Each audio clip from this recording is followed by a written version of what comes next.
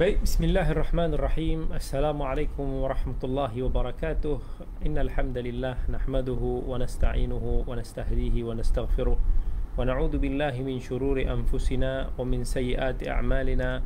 May yahdihillahu fala mudilla lahu wa may yudlil fala hadiyalah. Ashhadu an la ilaha illallah wahdahu la syarika lah wa ashhadu anna Muhammadan 'abduhu wa rasuluhu amma ba'd. Sahabat-sahabat yang dimuliakan oleh Allah, sebelum kita mulakan pengajian kita pada malam ini, saya nak testing dulu, nak tengok adakah suaranya semua okey dengar. Okey, pada malam ini insya-Allah kita akan membahaskan isu yang berkaitan dengan yaqadhah di sisi ahli sunnah wal jamaah, yang mana isu berkaitan dengan yaqadhah ini adalah satu isu yang agak kontroversial lah, khususnya di Malaysia, dan bukan sahaja di Malaysia, bahkan di pelbagai tempat. Sebahagian pihak mengisbatkan keharusan yaqadhah itu, dan sebahagian pihak yang lain pula menafikan. Untuk kita semua kenal sedikit sebanyak, yaqadhah ni adalah berkaitan dengan kita melihat Nabi SAW secara langsung, seolah-olah macam baginda masih hidup lagi lah, macam kita melihat, bukan mimpi, tetapi kita melihat dengan mata kasar kita. Dan kalau kita lihat isu yang berkaitan ni, misal kata dalam fatwa yang dikeluarkan oleh Negeri Perlis pada tahun 2015 sekalipun telah telah mengeluarkan fatwa berkaitan dengan isu yaqadhah tersebut, dan ini insya-Allah saya akan sentuh pada akhir perbahasan ini. Dan kemudian kita lihat juga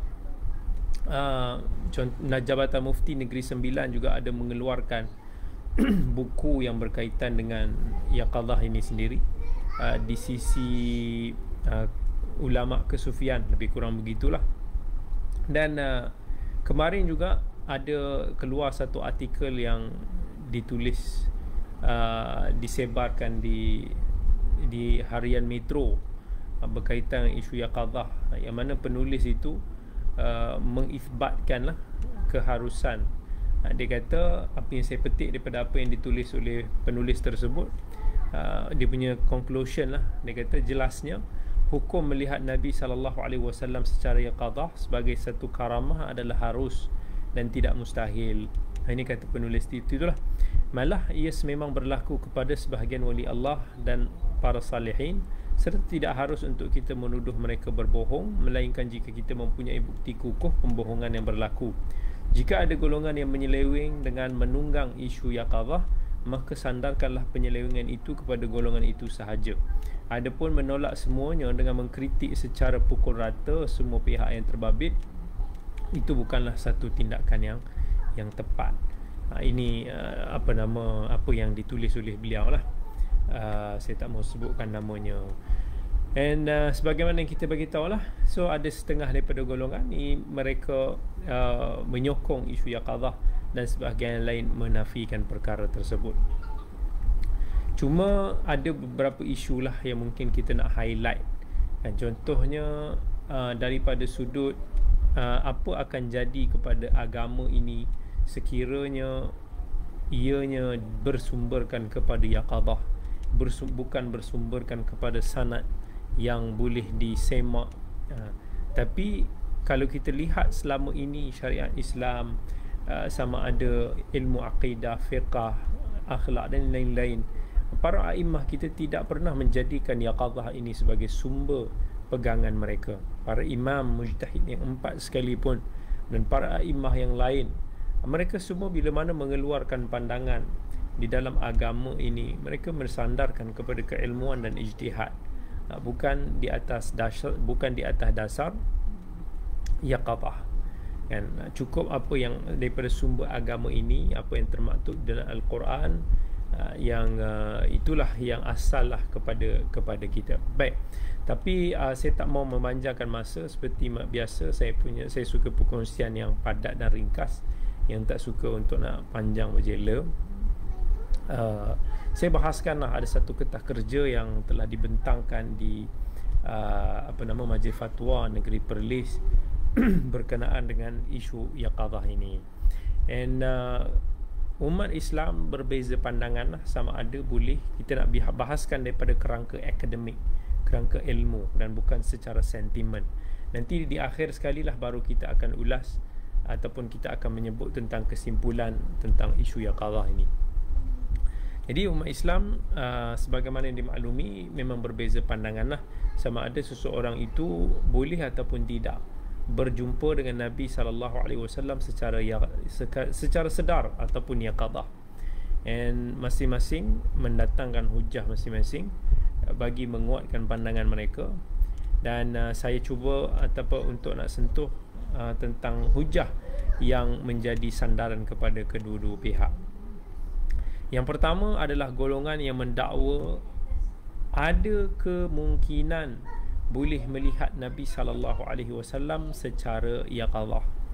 Jadi mereka juga ada menggunakan umum hadis-hadis yang berkaitan keharusan bermimpikan Nabi SAW.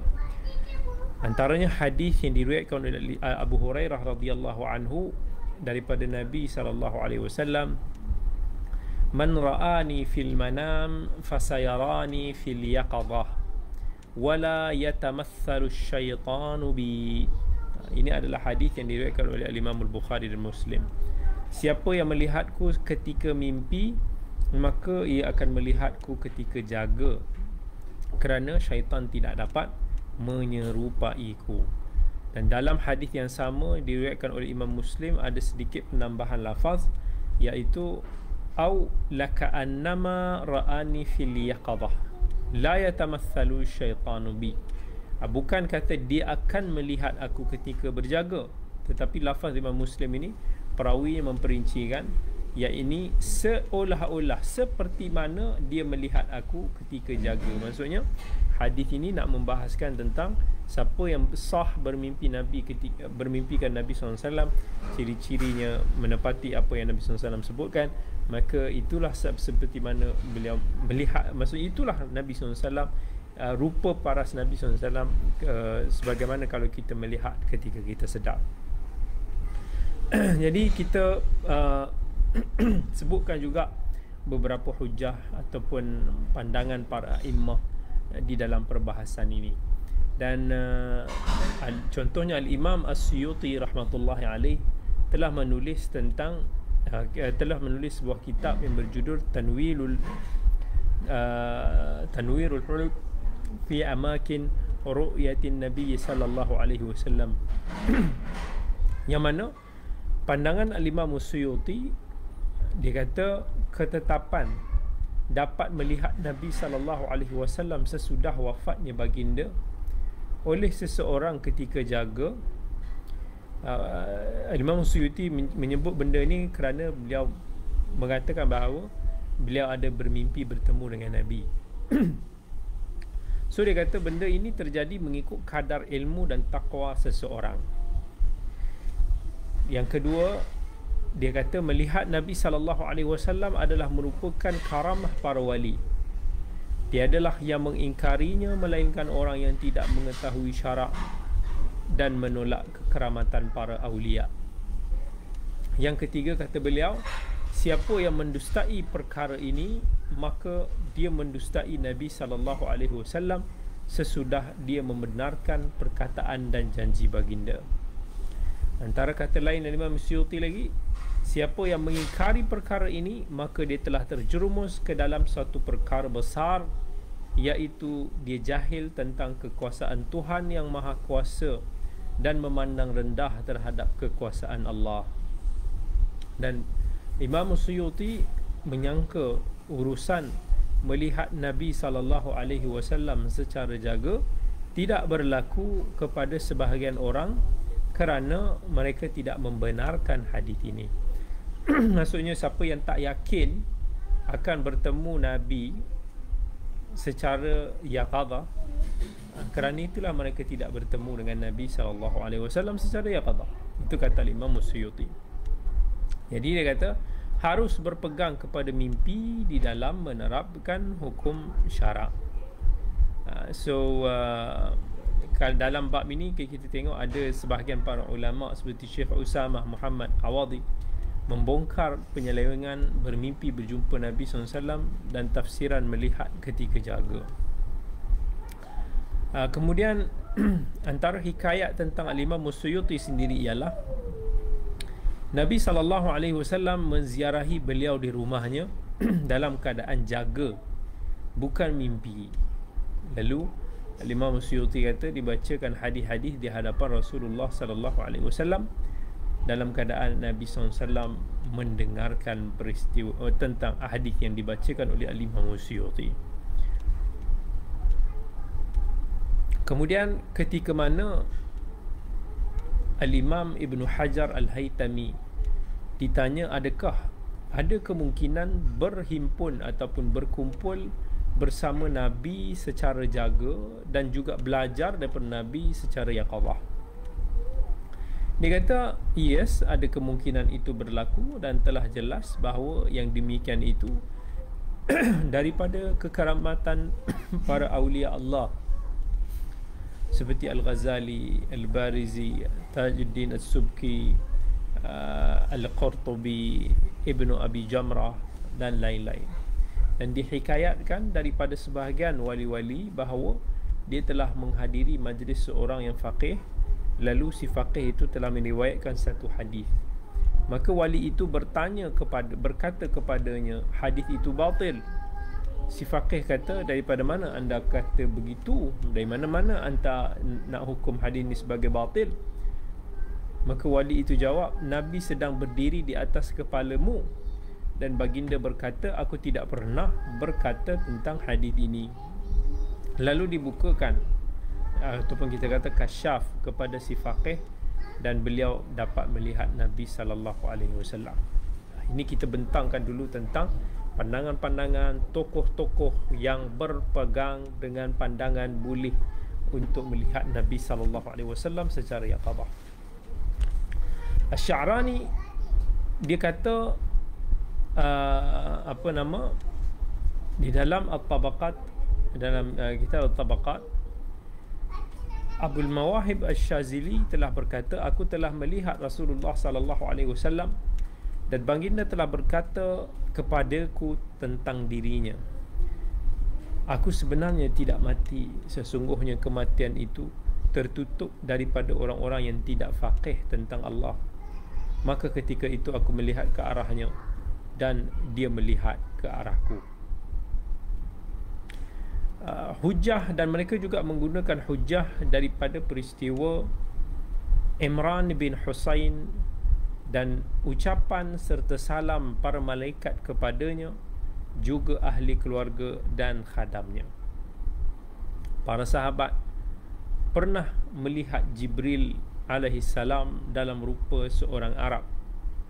Dan kalau kita tengok hadis yang berkaitan dengan iman, hadis yang berkaitan dengan Islam, ihsan, dan juga ada hadis-hadis yang Jibril alaihi salam menyerupai sahabat Nabi yang bernama Dihyah Al-Kalbi. Ini secara ringkaslah apa yang kita nak bahaskan tentang hujah ataupun pandangan golongan yang mana mereka ini mengatakan keharusan untuk bertemu dengan Nabi SAW secara jaga. Tapi kita akan membahaskan isu ini insya-Allah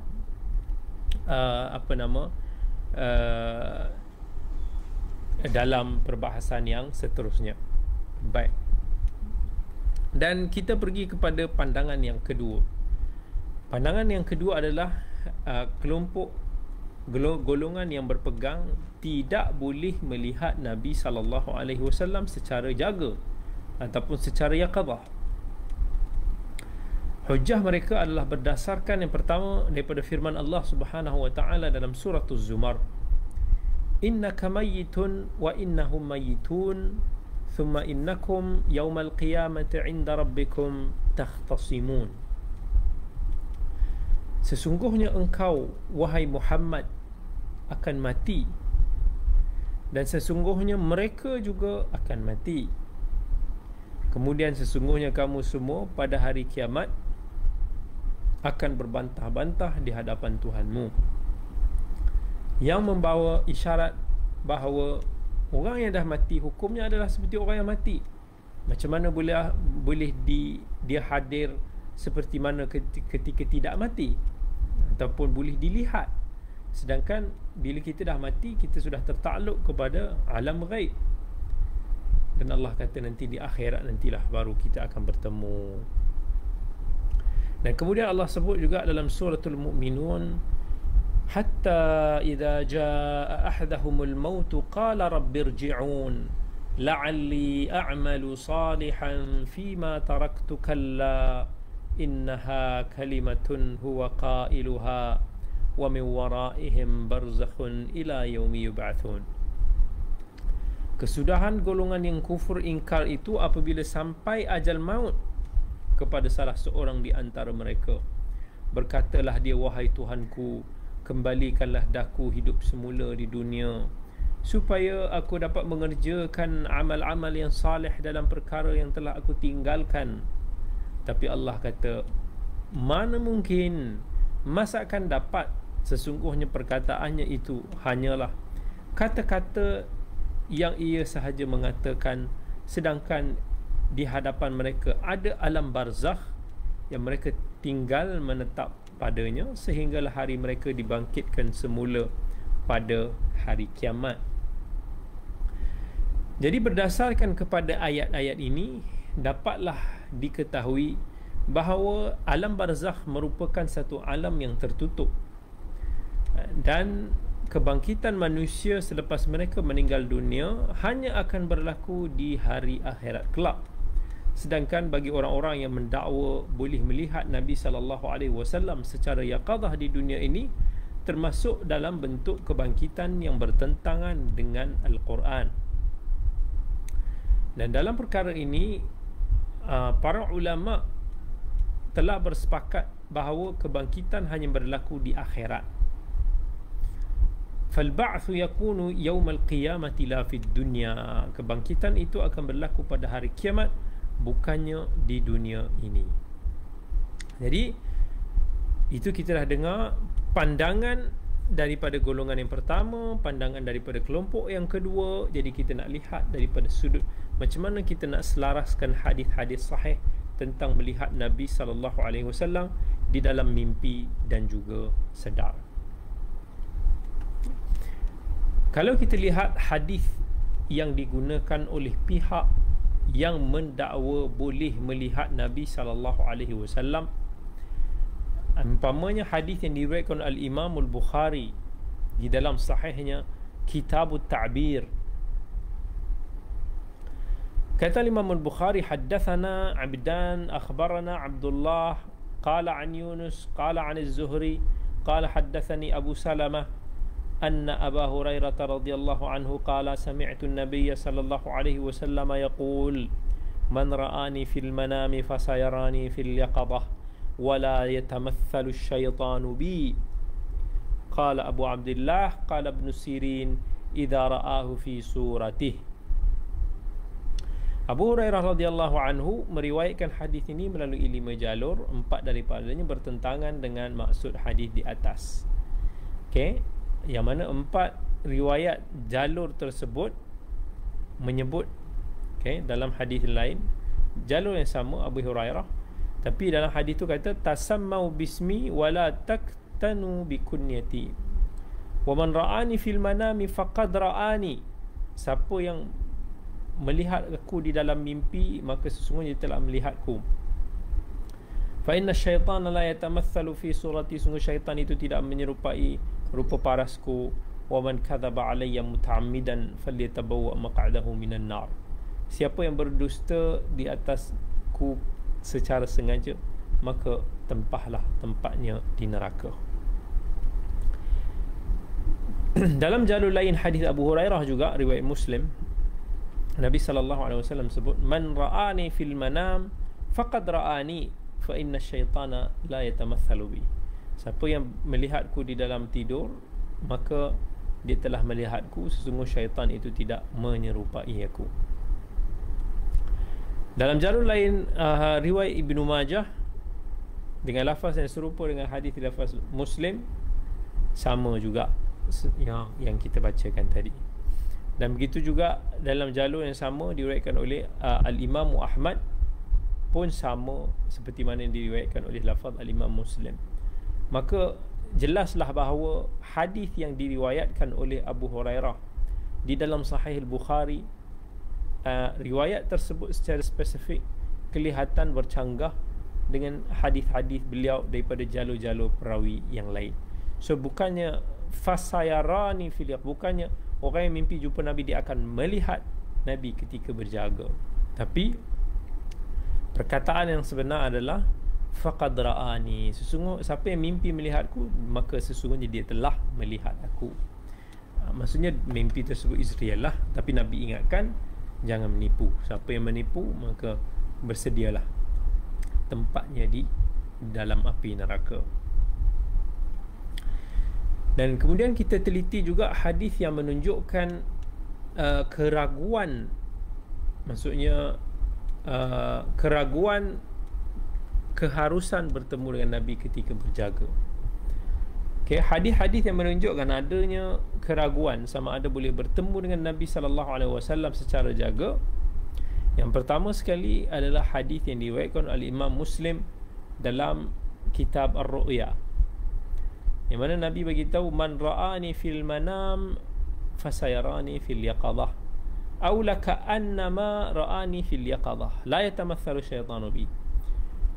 Nabi SAW dalam hadis ni menyebut siapa yang melihat aku ketika dia tidur, maka fasayarani fil yaqظah, maka dia akan melihat aku ketika berjaga. Tapi perawi syak sama ada adakah lafaz dia akan melihat aku secara berjaga, ataupun dalam dia kata au laka annama ra'ani fil yaqظah, ataupun seperti mana dia melihat aku ketika berjaga. Perawi ada syak di situ.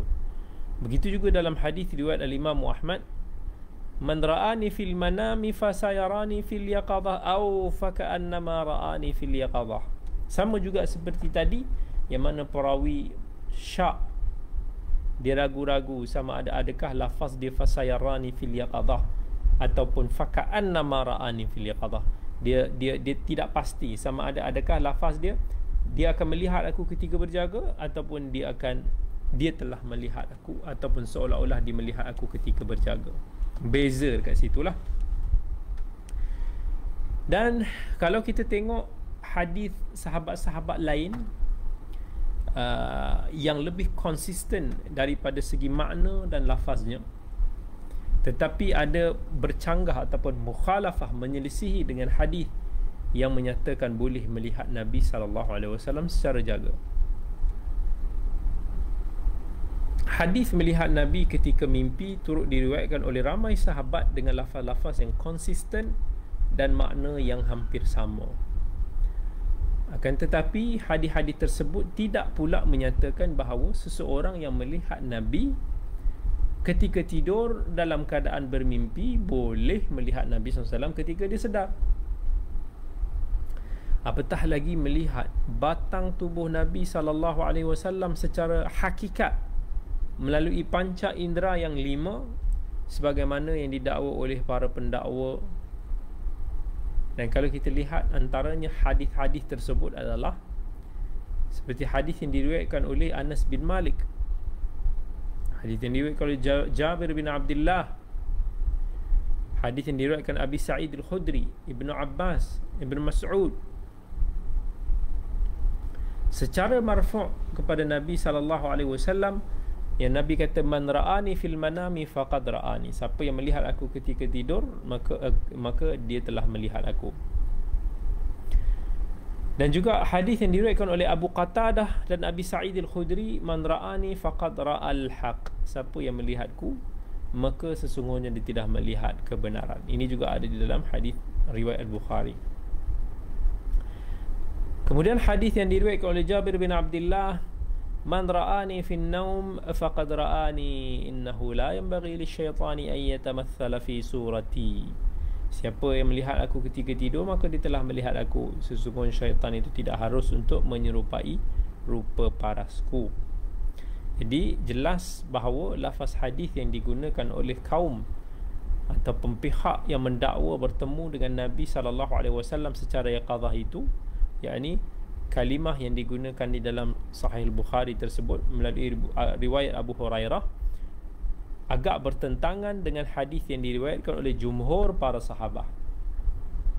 Boleh jadi kalau kata itu bukan syadz, boleh jadi juga hadis tersebut hanya membawa makna perumpamaan ataupun tamthil, bukanlah membawa makna hakikat sebagaimana yang didakwa oleh pihak tersebut.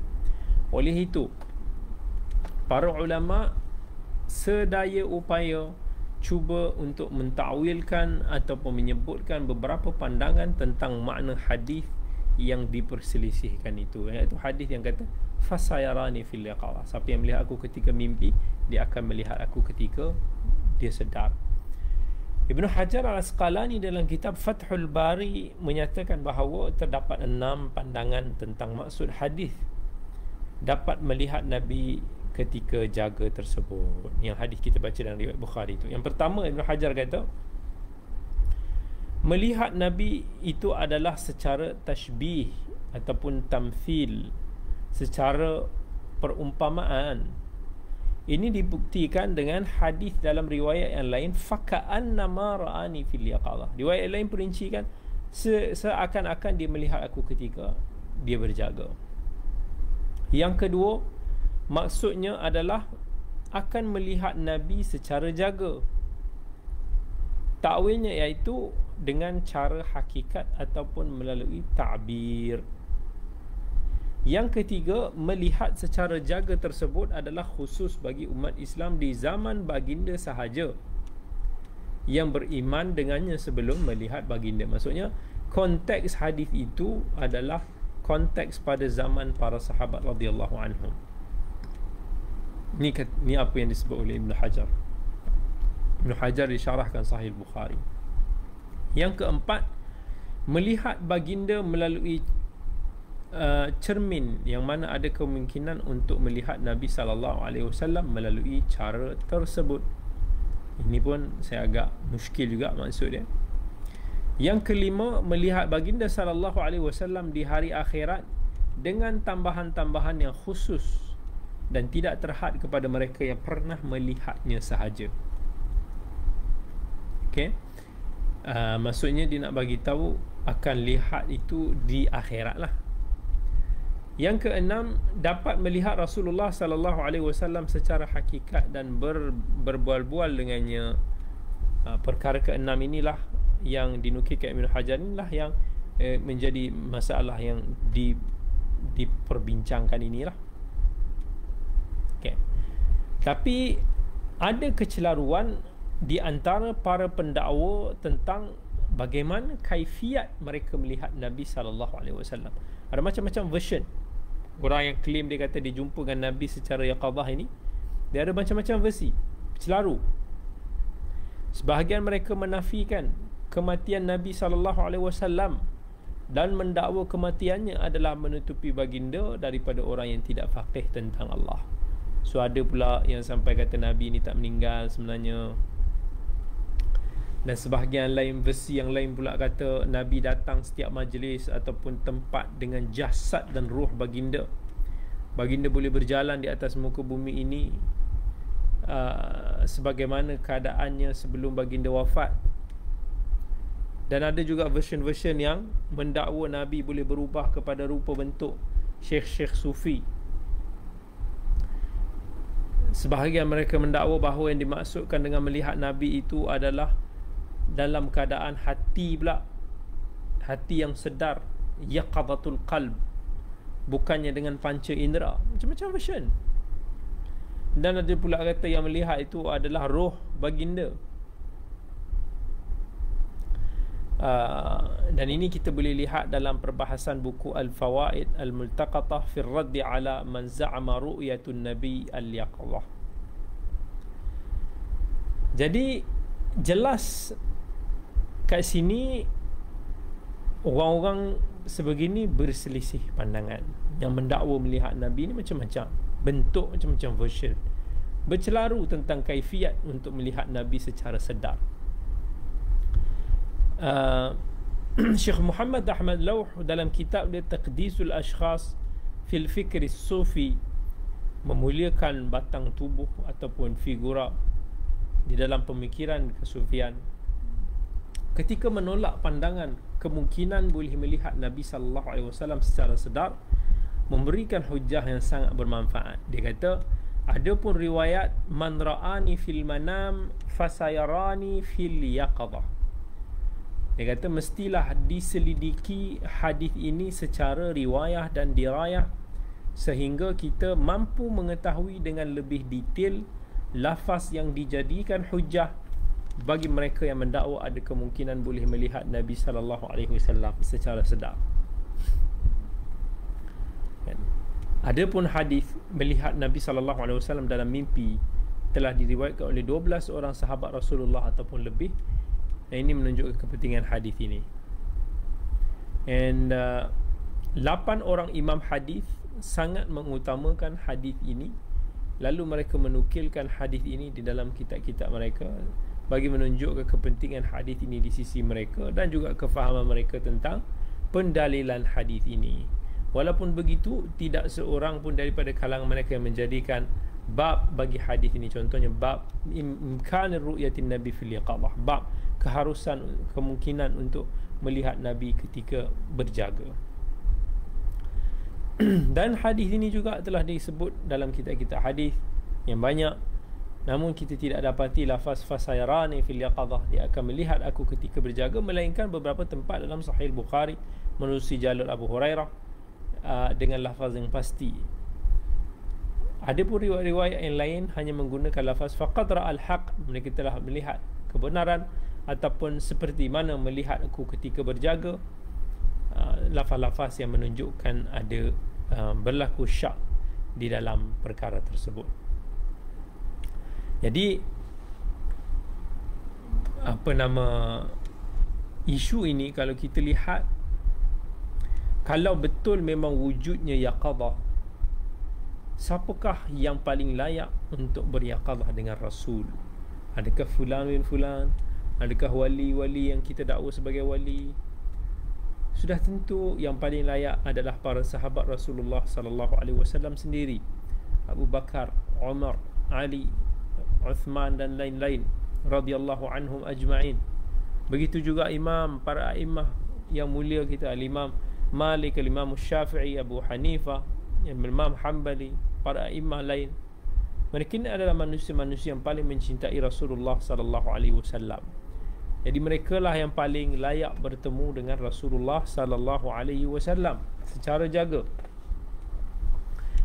Jadi tadi bila kita bahaskan tentang kertas yang dibincangkan di dalam fatwa Negeri Perlis, maka hasil daripada itu jawatan kuasa fatwa Negeri Perlis pada tahun 2015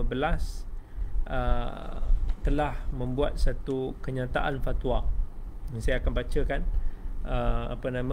fatwa tersebut.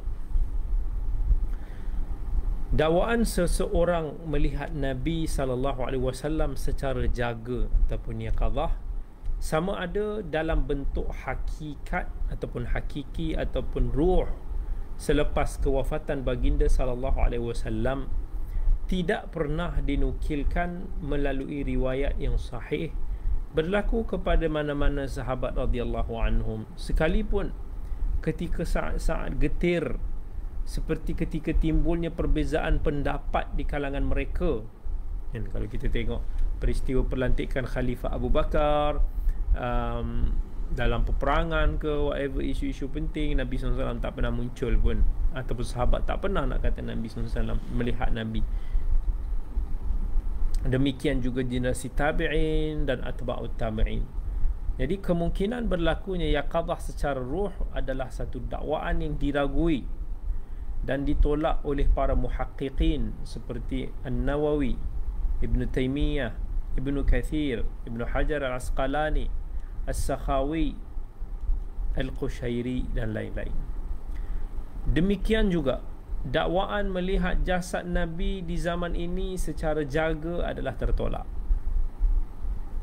Apa yang dinukilkan dari segelintir para ulama dalam hal ini adalah mengelirukan dan berlaku kontradik di dalam kenyataan mereka sendiri. Nukilan tersebut mempunyai pelbagai versi yang berbeza-beza. Ada yang mendakwa melihat dengan wijdan, pandangan hati. Ada yang mendakwa melihat antara tidur dan jaga. Ada pula yang mendakwa dengan hanya gambaran Nabi, dan pelbagai lagi. Semua dakwaan ini boleh diberikan sebagai berbagai tafsiran yang tidak semestinya membawa makna yaqadah seperti yang difahami oleh sesetengah pihak. Selain itu, dakwaan melihat Nabi secara jaga yaqadah juga terdedah kepada tipu daya syaitan. Ia boleh membuka pintu kerosakan dengan berbagai tujuan seperti ujub, kagum dengan diri, dan sum'ah, hanya mementingkan reputasi, hanya nak mengumpulkan pengaruh. Justru apa-apa dakwaan melihat Nabi SAW, sama ada di dalam mimpi maupun jaga, yang membabitkan implikasi syarak seperti pegangan akidah, hukum hakam syarak dan penilaian hadis adalah batil dan sesat. Begitu juga dengan dakwaan bacaan tertentu boleh menghadirkan Nabi ke dalam sesuatu majlis juga adalah tidak berasas. Ini apa kenyataan rasmi yang dikeluarkan oleh Ahli Jawatan Kuasa Fatwa Negeri Perlis pada tahun 2015. Jadi kita sebagai seorang agama, kita orang yang mementingkan, kita ahli sunnah ni sepatutnya orang yang sangat mementingkan ketulinan nas, kan? Kita walaupun kita kata contohnya sekarang ni timbul kita nak berbincang ni tentang isu yaqadah, tetapi isu yaqadah ni dia ada mirip seperti orang yang dok claim dia ambil sumber-sumber agama ini daripada mimpi, kan? Dok tasahih mimpi, tasahih hadis daripada mimpi. Kita tak nafi ada sebahagian ulama yang berpandangan sedemikian, tetapi ini bukanlah neraca ilmu, neraca penilaian tidak sedemikian, kan? Perkara-perkara sebegini orang duk claim masing-masing, duk kata aku telah jumpa dengan Nabi untuk nak confirmkan hadis ini, ataupun nak turunkan tentang zikir itu dan ini. Ini tidak mampu untuk nak meyakinkan mereka yang berilmu. Ia hanya alat untuk nak memanipulasi para pentaksub supaya meraih keyakinan mereka. Tak akan dijumpai dalam mana-mana karya hadis mu'tabar para ulama yang menjadikan isu seperti yaqadah sebagai piawaian hujah ataupun disiplin agama, kan? Dan kemudian kalaulah kita lihat para ulama yang dahulunya telah bersusah payah menuntut ilmu, menghimpunkan agama ini, ilmu ini, hadis-hadis ini, tanpa menggunakan sentimen seperti yaqadah untuk nak jumpa hadis-hadis berikut. Sebab benda ini tak boleh nak disemak. Dia totally hanya sangkaan baik kita kepada seseorang itu sahaja. Orang tu kata aku jumpa Nabi, kita percaya. Adakah kita boleh nampak? Kita tak boleh nampak. Adakah kita boleh pastikan? Kita tak boleh pastikan. Kalau kita biarkan semua orang boleh mendakwa sebegini, maka semua orang boleh mendakwa apa sahaja yang diinginkan. Semua orang boleh membawa versi-versinya. Ini bawa versi agama dia, ini bawa versi pemahaman, ini bawa versi. Cukup dia kata aku jumpa dengan Nabi. Tetapi agama ini datang dengan sanad. Laula al-isnad laqala man sya'u ma sya', kata Ibn al-Mubarak. Tanpa sanad, sumber agama yang solid, maka setiap orang boleh mengatakan apa sahaja. Dan benar seperti yang dinyatakan oleh Imam Ibn Mubarak bahawa sanad itu sebahagian daripada kemuliaan umat ini. Tanpa sanad seseorang itu boleh sahaja mengatakan itu dan ini.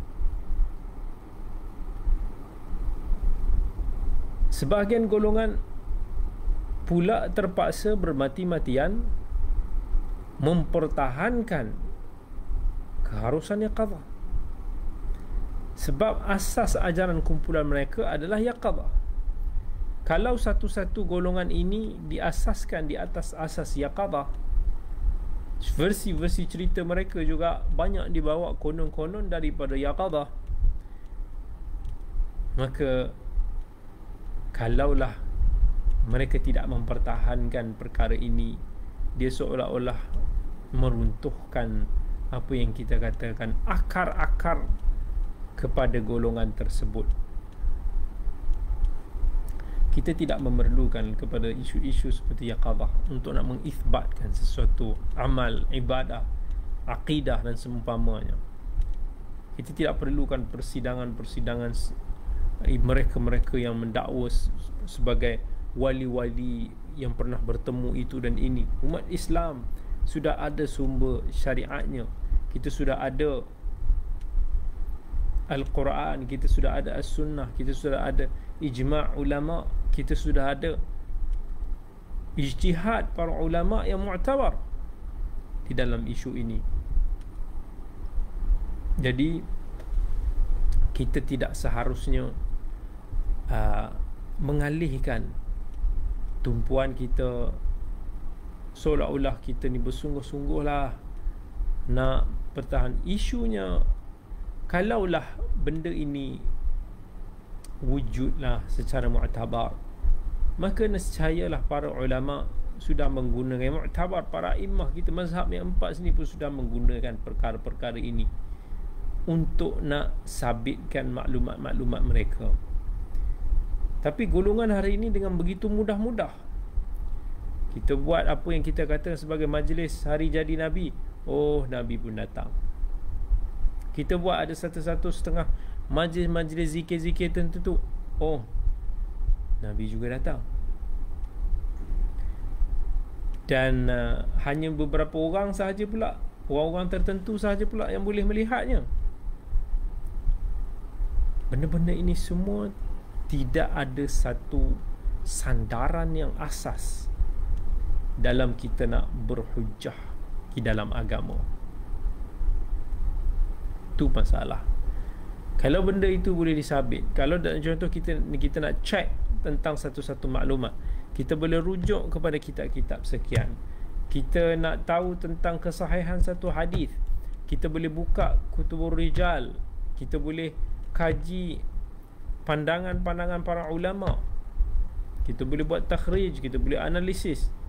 Tetapi kita macam mana kita nak analisis dakwaan orang yang dia kata aku melihat Nabi? Macam mana kita nak tengok? What's the proof? Jadi manusia kalau dia tidak boleh nak proof, maka janganlah dia duk pegang dengan klaim tersebut.